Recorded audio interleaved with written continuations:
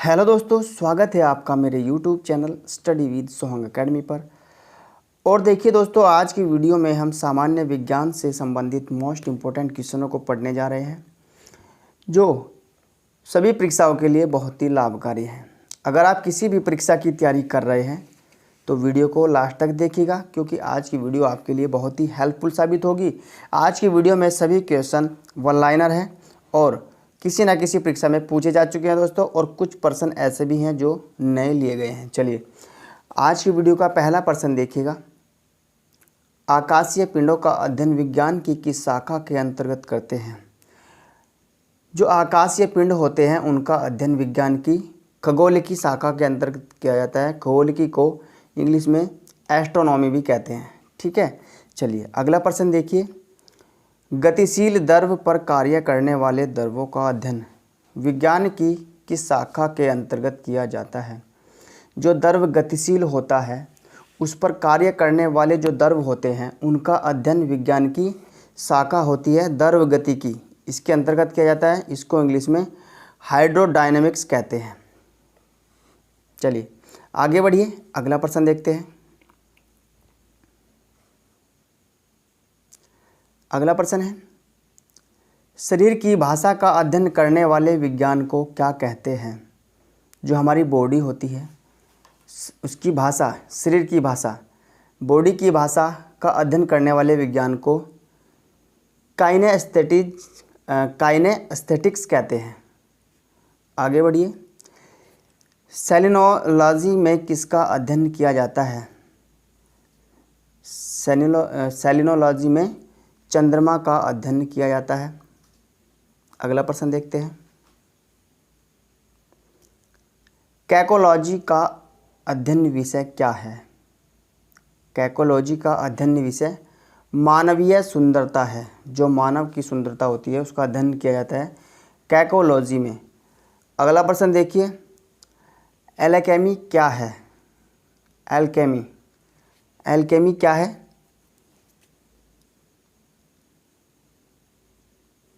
यह एक धातु विज्ञान से संबंधित है। इसके अंतर्गत प्राचीन कालीन रसायन शास्त्री सस्ती धातुओं को बहुमूल्य धातुओं में परिवर्तित करने की विधियां खोजते हैं। यह है एल्केमी। अगला प्रश्न देखते हैं।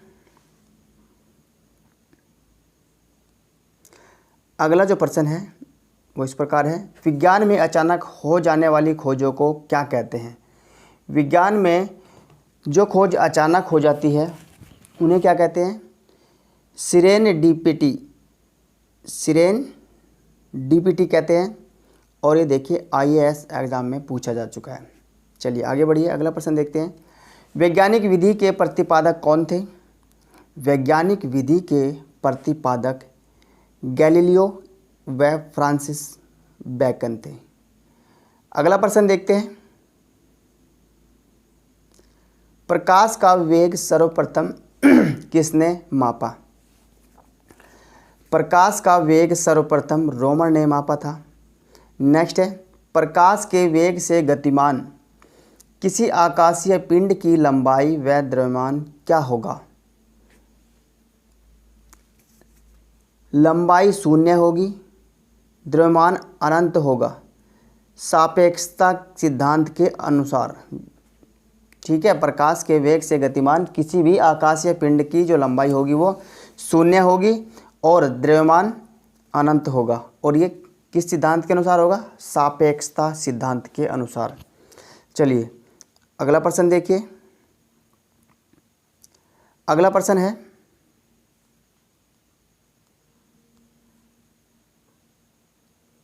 सर्वप्रथम किसने कहा कि पृथ्वी गोल है? वह अपनी धुरी पर घूमती है जिससे दिन व रात होते हैं।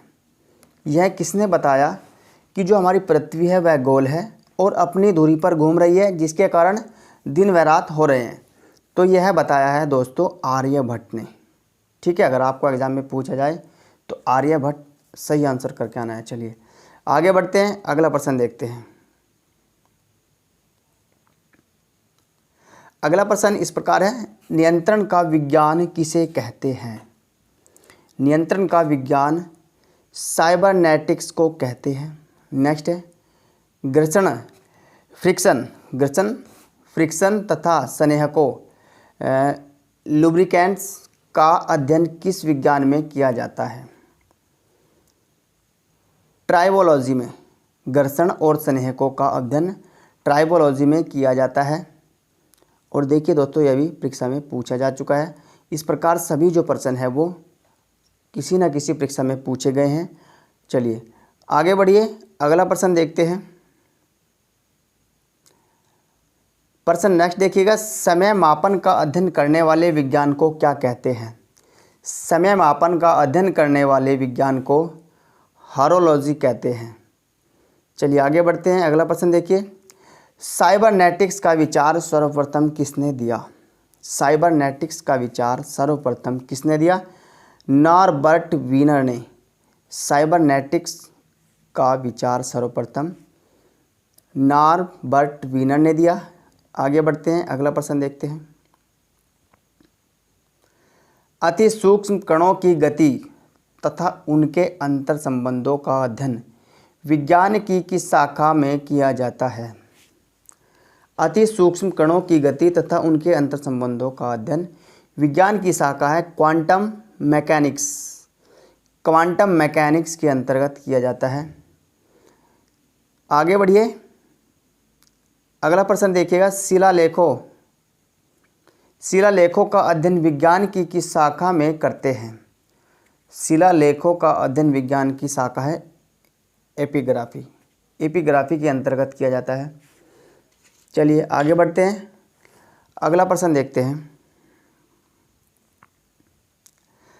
अगला प्रश्न है, शोर को किस मात्रक में मापा जाता है? शोर को किस मात्रक में मापा जाता है? डेसिबल में। अगला प्रश्न देखिए, 1 मिली सेकेंड कितने सेकंड के बराबर होता है? 1 मिली सेकेंड 10⁻³ सेकंड के बराबर होता है। अगला प्रश्न देखिए, 1 सेकंड में कितने माइक्रोसेकंड होते हैं? 1 सेकंड में कितने माइक्रोसेकंड होते हैं? 10⁻6 सेकंड। आगे बढ़ते हैं, अगला प्रश्न देखिएगा। 1 किलोमीटर में कितने सेंटीमीटर होते हैं? 1 किलोमीटर में 1,00,000 सेंटीमीटर होते हैं। अगला प्रश्न देखिए, 1 डेसीमीटर को किलोमीटर में व्यक्त कीजिए। 1 डेसीमीटर को अगर हम किलोमीटर में व्यक्त करेंगे तो वह, अगर भिन्न के रूप में लिखना है तो 1/10,000 मीटर, ठीक है। और अगर घात के रूप में लिखना है तो 10⁻⁻4, 10⁻⁻4, ठीक है। 1 डेसीमीटर को 1 किलोमीटर में जब व्यक्त करते हैं तो वो 10⁻⁻4 मीटर होगा, या 1/10,000 भी लिख सकते हैं। चलिए आगे बढ़िए, अगला प्रश्न देखते हैं।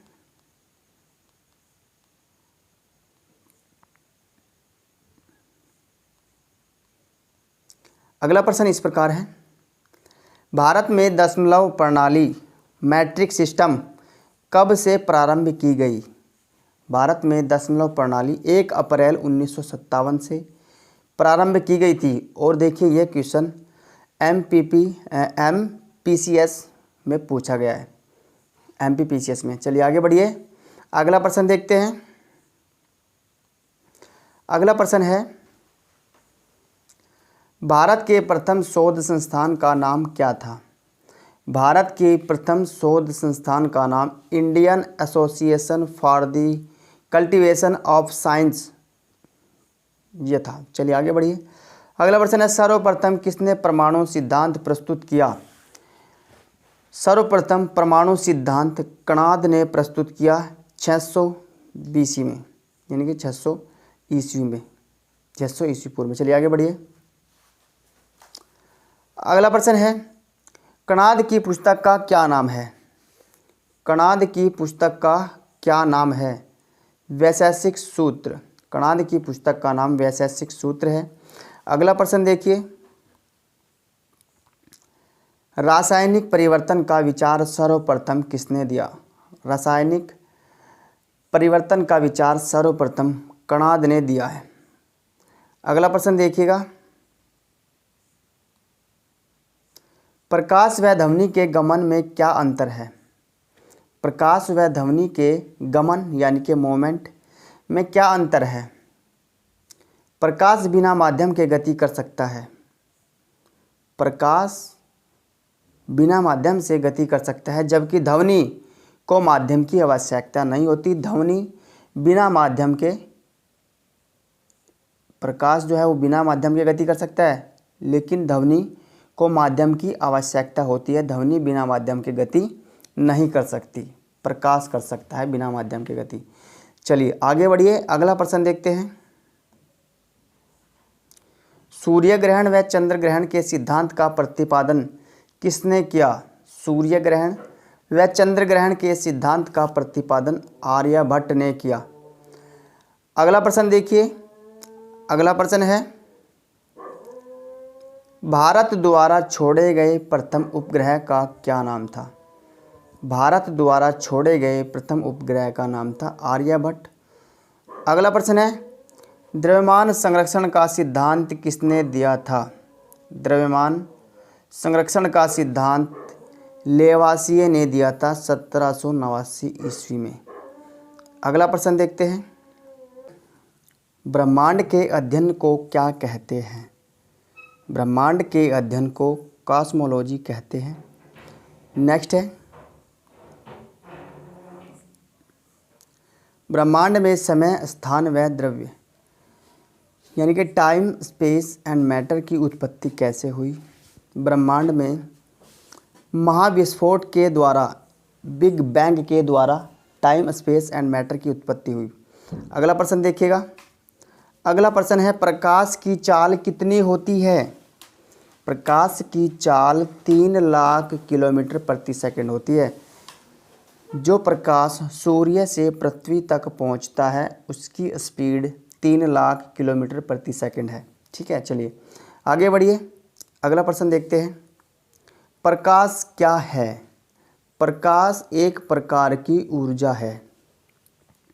अगला प्रश्न देखते हैं, सूर्य की ऊर्जा व प्रकाश का स्रोत क्या है? सूर्य की ऊर्जा व प्रकाश का स्रोत है हाइड्रोजन परमाणुओं का नाभिकीय संचलन। ठीक है, जो प्रकाश, सूर्य की जो ऊर्जा और प्रकाश है वो नाभिकीय संचलन पर, क्रिया पर आधारित है। अगला प्रश्न देखिएगा, सूर्य की ऊर्जा पृथ्वी तक किस रूप में पहुंचती है? सूर्य की ऊर्जा पृथ्वी तक विद्युत चुंबकीय तरंगों के विकिरण द्वारा पहुंचती है।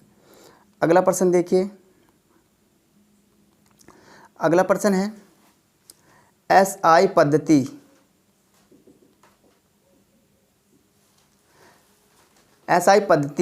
किस पद्धति का विस्तृत रूप है? यानी कि एडवांस वर्जन है।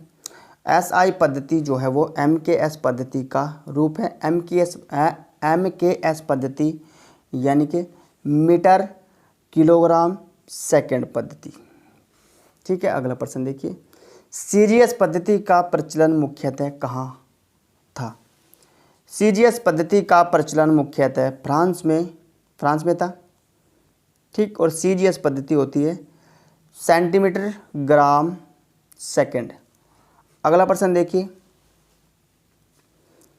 किस पद्धति को ब्रिटिश पद्धति भी कहा जाता है? एफपीएस पद्धति को ब्रिटिश पद्धति भी कहते हैं। एफपीएस पद्धति है फुट पाउंड सेकंड पद्धति। अगला प्रश्न देखिए, अगला प्रश्न है, मापतोल के अंतर्राष्ट्रीय कार्यालय का मुख्यालय कहाँ पर है?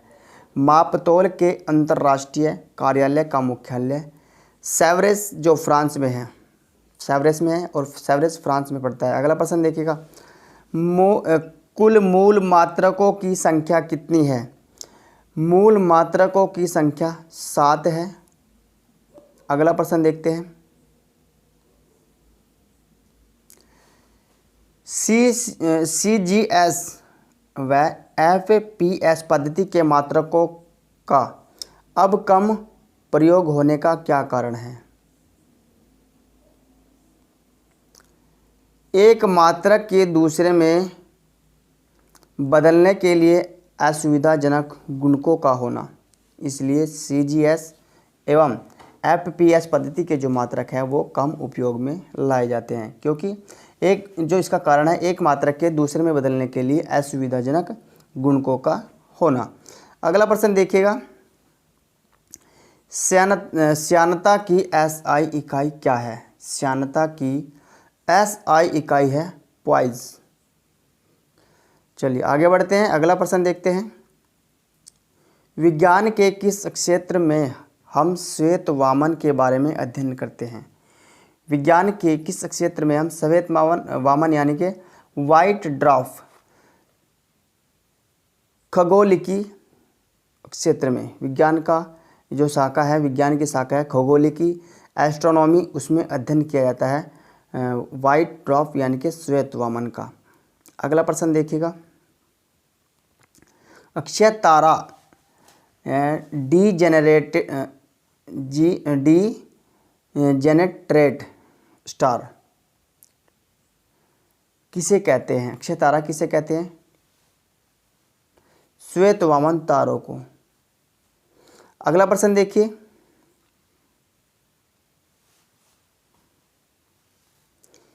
किसी वस्तु की त्रिविमीय छवियां रिकॉर्ड तथा पुनर्उत्पादित करने की तकनीकी को क्या कहा जाता है? होलोग्राफी। RRB भोपाल ASM में पूछा जा चुका है ये क्वेश्चन। चलिए आगे बढ़िए, अगला प्रश्न देखिए। अगला प्रश्न है, क्रोनोलॉजी किसका अध्ययन है? क्रोनोलॉजी समय व अवधि का अध्ययन है। नेक्स्ट देखिएगा, अगला जो प्रश्न है इस प्रकार है, प्राचीन भारत में रस विद्या का जनक कौन था? प्राचीन भारत में रस विद्या का जनक नागार्जुन था। अगला प्रश्न देखिए, नागार्जुन की पुस्तक का क्या नाम था? नागार्जुन की पुस्तक का नाम रस रत्नाकर था।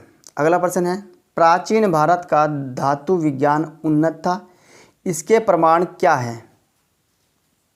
इसके प्रमाण है मेहरौली लौह स्तंभ पर की गई पालिश व सुल्तानगंज की महात्मा बुद्ध की 7.5 फीट ऊंची कांस्य की मूर्ति यानी कि प्रतिमा। ये प्राचीन भारत के धातु विज्ञान उत्पन्न होने का प्रमाण है। अगला प्रश्न देखिएगा, अगला प्रश्न है, दशमलव प्रणाली का आविष्कार किसने किया? ब्राह्ममिहिर ने। दशमलव प्रणाली का आविष्कार ब्राह्ममिहिर ने किया। अगला प्रश्न है, शून्य का आविष्कारक किसे माना जाता है? शून्य का आविष्कारक भास्कराचार्य को माना जाता है। अगला प्रश्न है, किस भारतीय सम्राट ने दिल्ली, जयपुर, वाराणसी, उज्जैन एवं मथुरा में वेधशालाएं स्थापित की? सवाई राजा जयसिंह ने। अगला प्रश्न देखते हैं,